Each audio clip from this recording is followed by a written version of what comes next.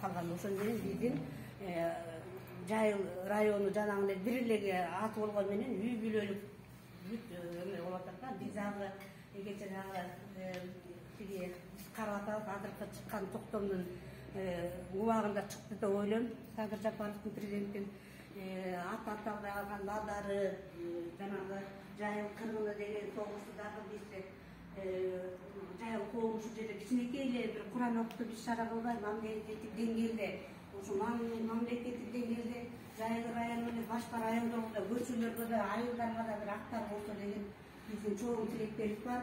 Анан кийин бүгүн бүт чүй областын баары силтеп келип аткандан кийин мен комментарий жазып турчу элем багы.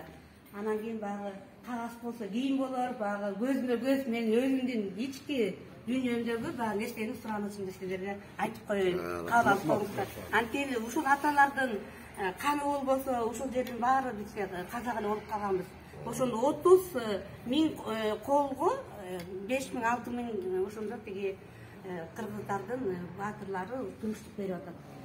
Анан кийин бул жерде жана Жайыл баатыр, Бүйгө баатыр, Таластан Садырканда Жайыл баатырдын күйөө баласы болот.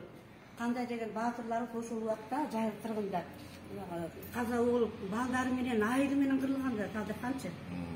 Анан ошол согушту биз эгерде эстеп турбасак, анан бир эле кишинин атын коюп анан согуш аталбаса болбойт да.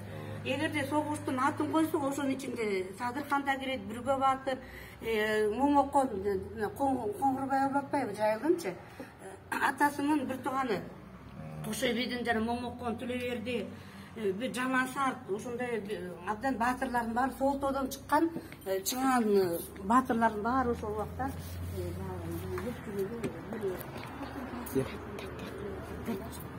Мен өзүм комментарий